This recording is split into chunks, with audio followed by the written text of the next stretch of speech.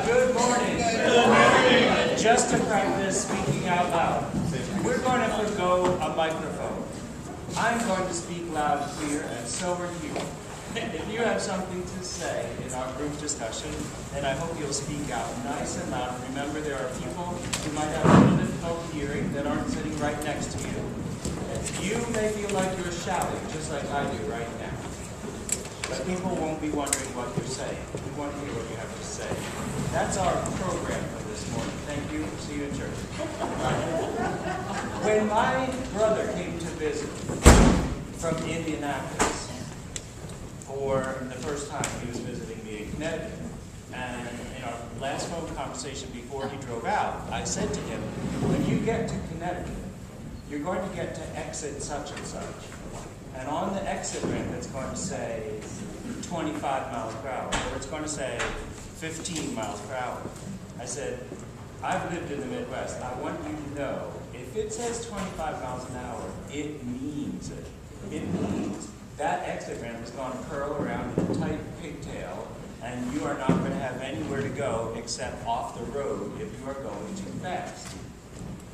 And when he got to my house, my brother said, thank you for that warning, because it turned out to be true. In the Midwest, there's a half a mile for every off-ramp, and the off-ramp takes a gentle little curve like that, because everything's flat. Anyway, I don't have to tell you about the Midwest. Why did I start with that story? I don't know. Why did I start with that story? You just went through that, right? What was inside of my conversation with my brother? What assumption was I making? You're going to go through that. You cared about her. Well, that's way beneath it as I care about my brother, which is debatable. No, what was inside of it was my assumption that he'd be going faster than it said. Do you understand? Is this a fair assumption to make? How many of you have already broken the law today?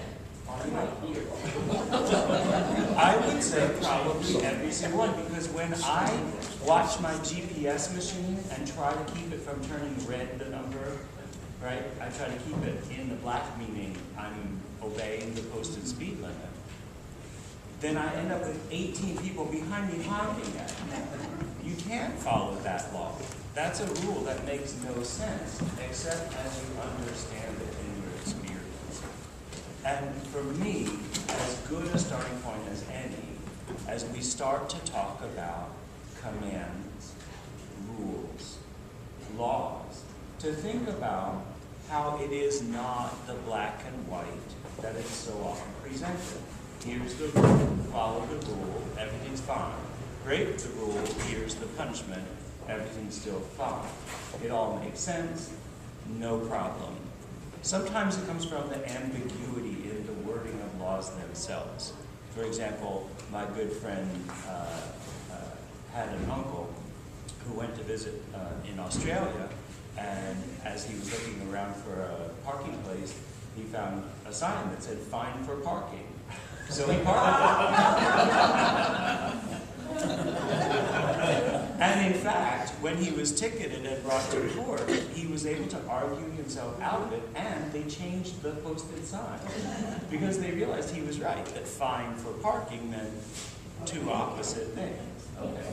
So there can be ambiguity in the wording of the law itself. More often than not, there is an ambiguity that's introduced by the community itself in observing the law, just as we introduce ambiguity when we all add 10 miles per hour to the posted speed limit, no matter what. We just start with that assumption. And if you're not taught that when you're in driving education, then sooner or later you figure it out that that is the speed of the road. Then you get into the question, do they post a speed limit that's 10 miles per hour too low, assuming that we're assuming to add 10 miles to it? In other words, where do you stop that little spiral? And that gets us to, you work with the zoning board. There's another set of conventions, rules, procedures. We have ideas about how we want the town to look, where we want the businesses to be, where we want the houses to be. And everybody wants those procedures to be followed to the letter, except for my property. When I want a variance, why can't you give me that variance? What is wrong with you people? Can't you see that I have to do this or I have to do that? And then there comes a point where the community is negotiating something that still has to have authority, that still has to ultimately have some sense of authority. Well, in terms of commandments, the religious commandments, we're dealing with the same set of parameters. It's not separate. There is one difference, and that is that religious authority assumes that the origin of commands is divine, is extra-human, that it wasn't people who invented this law, but God gave this law. And so we talk about religious commandments as in some sense revealed. There's an action on the part of God of saying, you know, you can't see me entire, but you can see this much of me that I'm going to try to make as clear as day. So in that transaction of law, we have, first of all, a law is stated. And then second of all, the community agrees to it. Says, we will listen, we will obey, we will follow, we will belong. That binding on two parts gets us the word religion. So to tie two things together is legio, I tie them. And religio, I tie them together. I tie and you tie, and we're now tied together. We bind together. If you've ever seen a ceremony, a wedding ceremony, some traditional wedding ceremonies, they actually wrap a cloth or a rope around the partner's hands as they're blessing the wedding. It's called a binding ceremony. They're bound together by these ties. One of my good friends had the Celtic version of that done, and it's a really remarkable thing because each member of the two families put another twist in the winding, and then when it was all wound together, the couple broke their hold on each other, and all the ropes fell to the ground. And that was a symbol of how it's only their holding their hands that binds them, not the ropes that are imposed from outside. And in a remarkable way, religion is the same thing. It is only the mutuality of I am your God, you are my people, that brings us into the religious world. In other words, you can be spiritual, but to be religious means that there is a you out there, and that you is the first part of the Great Commandment. Love the Lord your God with all your heart, mind, soul, spirit, everything that is in you. Love the Lord your God. Without the Lord your God as a you in an I-you relationship, we don't have religion. And this is very interesting in studying for this morning, getting ready for this morning, to come across some of the medieval rabbinical thought, because the rabbis had a lot of different ideas about this. And Judaism is wonderful because they not only don't need to agree with each other, they can be completely at odds with each other, and they still don't have to hurt each other. They don't have to kill each other. They don't have to lock each other out of each other's synagogues. They agree to argue all the time. And there's a stereotype about rabbinical arguing and haggling about the truth, but the bottom line is that in rabbinical thought, here's our text, now let's interpret it, and you have your idea, let me hear your idea, here's your idea, and we all get together. So it's a wonderful realm. And one of the medieval rabbis believed that even though the pre-covenant law, which is called the Noahide or Noahic law, and I'll get into that, the law as laid down to Noah in Genesis, even though that law applies to every person on the earth, because every person on the earth is a descendant of Noah, if you only fulfill those laws because they make sense, you're not counted a righteous person. If you fulfill the laws, but only because they make sense, then you're not counted righteous, according to this one rabbi. That you're a wise person, you're a smart person, you figured out that it makes sense not to kill your neighbor, not to steal from your neighbor, right? Not to harm things unduly. You figured out that it makes sense, but it only makes you a wise person. It doesn't make you a good person unless you are following the law, because it is an obligation that pertains to you. In other words, because there's a person on the other side of the road. Now, we know who that person is when we're going 25 miles over the speed limit and we see that person approach from behind.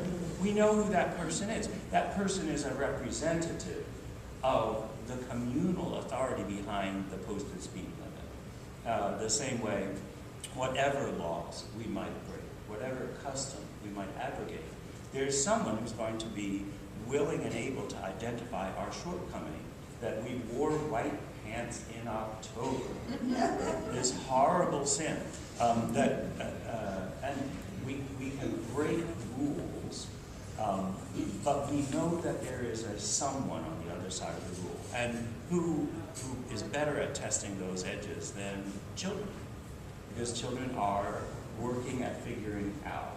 So what are some of the rules that Simon and Sammy have been testing the boundaries on?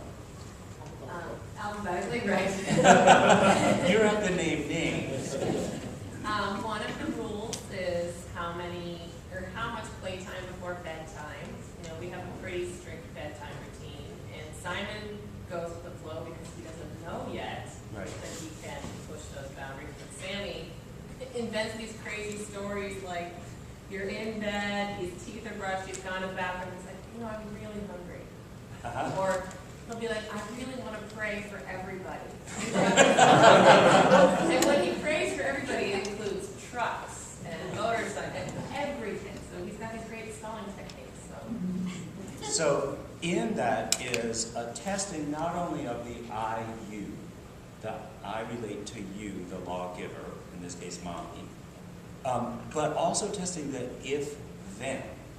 If I don't, then what happens, right? Which is the other part of law, the consequence of law. So, so in that case, the parent finds themselves in hot water really quickly if you've set a very clear if-then, and then don't follow through with the then, even though the then might hurt me more than it hurts you, as so many parents have said over the years. Following through with the consequences of law. And certainly we feel outraged when we feel that justice has not been served in our larger community with more serious things than whether you ate the ice cream. I saw Kramer versus Kramer when it came out, and I have never forgotten the scene with the little kid eating the ice cream after his father has made it very clear you are not going to eat the ice cream, and watching that whole thing unfold. Because inside of that scene in the movie was all of our experiences of breaking rules, having people break rules around us, and then what do we do following that? So, so the first part of the handout, right on the beginning, I start with this phrase, religion is a living process. Religion is not something that exists out there and either I agree or I disagree. It's something you participate in. The meaning of our faith grows, deepens, changes over time.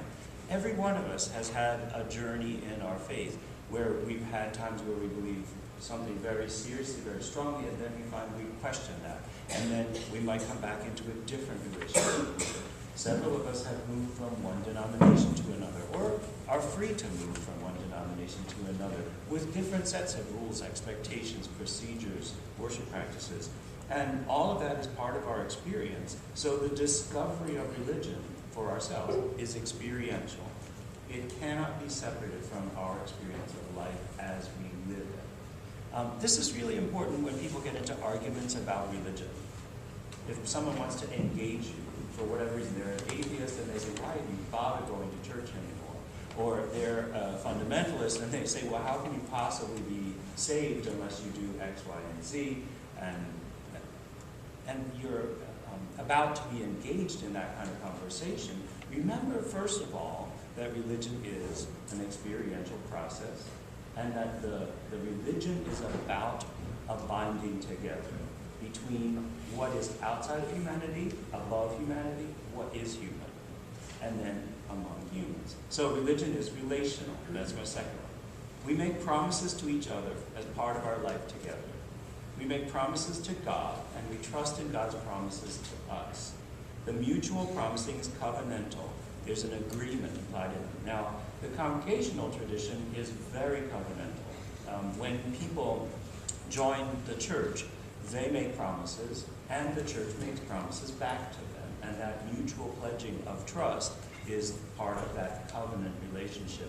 We will support you as you seek to embody your faith in Christ, and we will join with you as we work together to make this a fruitful body of Christians. So there is a promising not about only me or only the community, but about me being part of the community and the community being part of my world and my support. And the same is true, implied in many ways, between the community and its God. So there is a promise, and the promise is uttered many times in the Old Testament. I will be your God, you will be my people. And then in the New Testament, recapitulated, you are my sheep.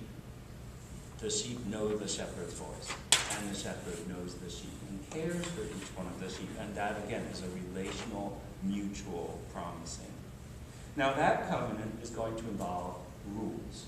And the rules take the form of laws or commandments. And there's a general division in laws and commandments between do this type of commands and don't do that kind of commands. And it seems very obvious, but they get tested in different ways. Be a good boy is an entirely different thing from don't smoke behind the barn. And you see how the rule don't smoke behind the barn becomes testable. Somebody think of a way of testing it. Smoke in front of the barn. Smoke in front of the barn. Right? How does the rule get less vague? Don't smoke what? Smoke ham? I can smoke ham behind the barn, right? Now, am I getting into a specious argument? Yes, but that's what happens when you start testing the limits of negative rules. What about the positive rule? Be a good boy. So how do you test be a good boy, be a good girl? What does good mean? What is expected of me as a good boy? So then, what becomes important with positive commands is a communal, constant discussion of what are the qualifications, what are the qualities of fulfilling this law. If the rule is be kind to one another, then what constitutes kindness? Ask the parents of alcoholics, addicts who have had to struggle with what's called tough love. Do you kick the kid out of the house? Is that being a good parent, or is that being a bad parent? Is that showing love, or is that showing some kind of selfish need? Right? So some of you have had to struggle with issues that are on that side of it.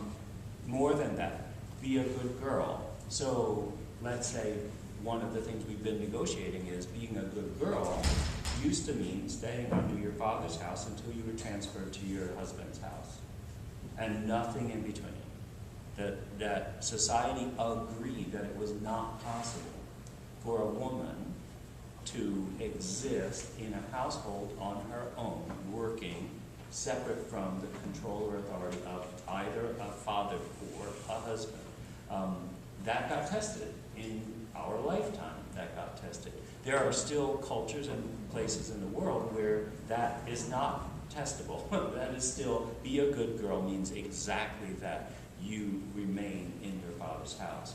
And in fact, the if-then in those parts of the world can include, or you die at the hands of your own loving family, because you have shamed the whole family by stepping outside of that rule.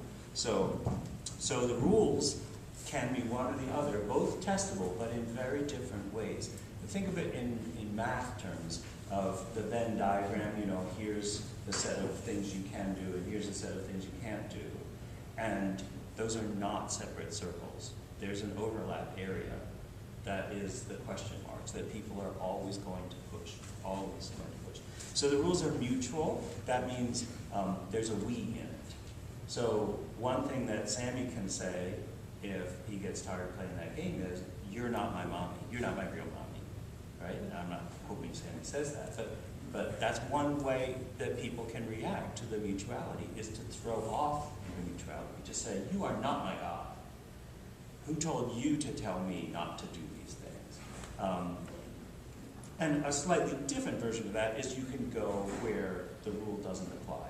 So you can shift the mutual covenanting. And that would happen, for example, if you get tired of Lenten duties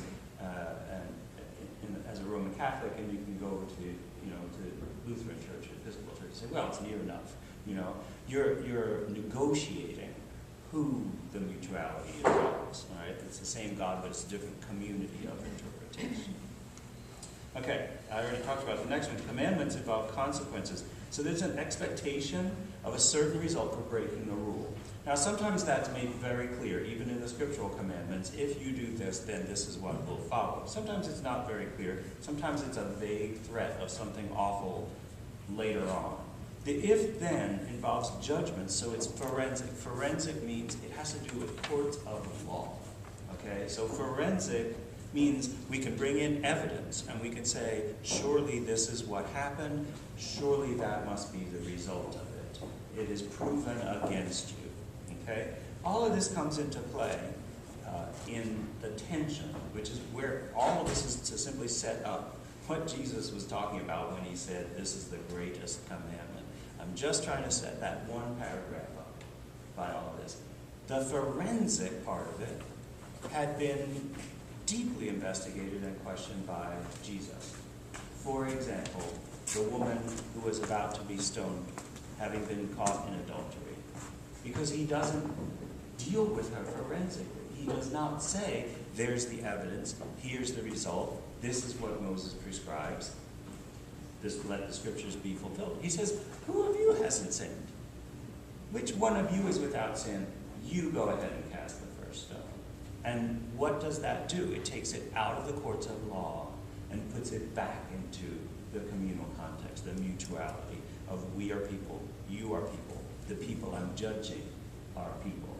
All right? So there's a lot of discussion that's potential here on judgment. Is it our responsibility to judge or not is something that Christians wrestle with quite a lot, because it says, test the people who are teaching you. Test that they are of God in the letters of Paul. Make sure that they're not leading you astray with false teaching. Make a judgment about that. But at the same time, we have instruction, judge not, lest ye be judged. All right? In other words, show mercy so that you can obtain mercy. So changing the consequences without changing the judgment, such as in the case of Jesus and the woman to be stoned, involves mercy and grace. A failure may be forgiven. The introduction of grace changes the rules of this game. Good news. It's evangelical, I could have put there. I had it there, and then I took it back out again, because that word has changed its meaning lately. It's good news is what evangelical means. It allows for possibilities outside of what the law requires. It's when the officer gives you a warning instead of a ticket, for example. Okay? The covenantal sequence for Christians begins back at Adam and Eve in the first 4 chapters of Genesis. And the covenant is very basic. I made you. All of this is yours, except that one thing. And then, of course, Adam and Eve go, great, straight to the tree. The one thing. So in the first 4 chapters of Genesis is a basic story of our relationship to both Creator, that is religion, and to command, do not touch the fruit of this tree. And we succeed on the one level. In other words, Adam and Eve are still talking to God, and God is still talking to them. We fail on the other level. And so the rest of the story from there, called often salvation history, is the story of our relationship to this failure and this success. Okay, so it continues in Genesis 6 to 9. There's just a little bit in between with Methuselah in chapter 5 of Genesis, and then we get right into Noah and his sons. And that covenant is solidified with Noah. So at the end of it, the covenant has promises on both sides. There's a promise from God. I will give you the rainbow as a sign of this promise that I will never try to destroy the world again by flood. Get how detailed that promise is. I will never try to destroy the world again by flood. It's the same as I am not smoking behind the barn. We still have a lot of power withheld in that promise, but the promise is there. This particular thing won't happen again. And the other half of that promise is called the Noahic or Noahide rules. There are 6 or 7 laws that are there. Now, you shall not eat anything while it's still alive, okay, is one of those laws. That, according to Jewish tradition, every person is a son of Noah must follow these laws. One of them is, shall not eat anything while it's alive. How many of you have eaten something while it's alive? Anybody like oysters? Yes. Anybody swallow goldfish in the 20s? Yeah. So, all right. So we get into even with the most basic rules, and certainly every rule has its questions. Thou shalt not kill is so clear and so obvious. And then when we get into theories of war and just war, and theories of self-defense, and theories of justice with the death penalty and so on, we get into all kinds of gray or questionable areas that people have different opinions about an interpretation of what is on its face. Boom, very simple, written in stone, thou shalt not kill. Okay, so with Noah we have this smaller set of rules. Then with Abraham, and this is a lot of Genesis 12 to 15, and 16 to 22 is the story of Abraham and his son Isaac. And it becomes a personal covenant. In other words, up until there, it's been God and the world of humanity, the God and the people that God created. But with Abraham, it becomes much more particular. I make you the father of the nation that will be mine, the apple of my eye. With Abraham, we enter the realm of a chosen people, a separate people, a nation set apart. And that Abrahamic covenant is then the father of Judaism in all of its forms, of Christianity in all of its forms, and of Islam in all of its forms. They're the Abrahamic faiths. We all trace roots to that Abrahamic covenant. And then the covenant is made legal with Moses.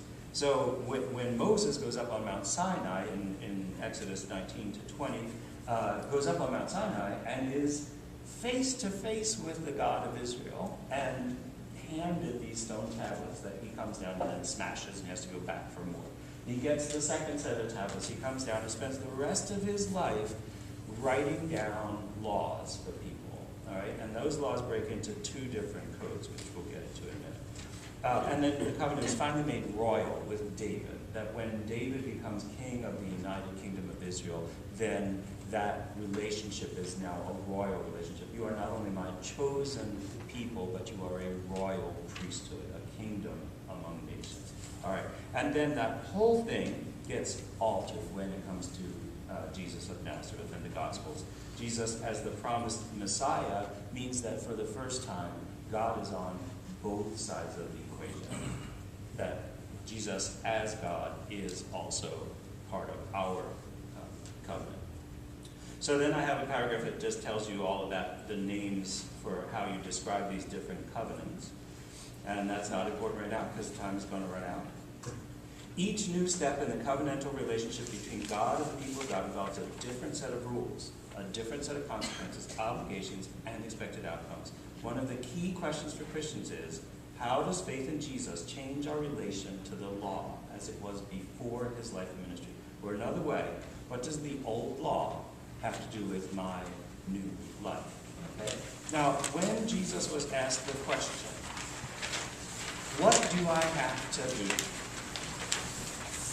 The bottom line of that question was, what is important among all these laws and rules? The Jewish Bible is filled with 620 explicit rules. And some of those rules are that you do not eat cheeseburgers. And some of those rules are that you don't eat shrimp. And some of those rules are that you don't work on the Sabbath day. And we're very comfortable breaking a lot of those rules. In a sense, we haven't really forensically identified which of the rules in the Old Covenant we like and which ones we don't like, but it's very clear that we as Christians feel free with those rules. But in Jesus' time, this young lawyer asked him specifically, tell me, what do I have to do it right? And so this next page is all about how we get from this written in stone 10 commandments and as a summary of those 620 commandments, down to my little plant in the sun down here, which is to say, something carved in stone transformed into something living, something breathing, something growing and moving, and how different it is.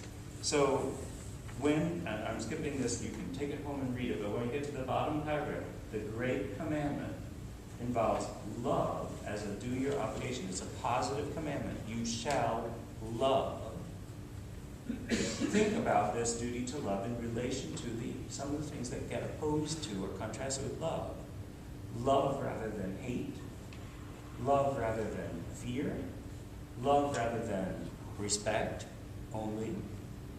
You know how different it is. You shall love your mother and father versus you shall respect your mother and father. And you shall love rather than like God. God's like, okay, versus I love God.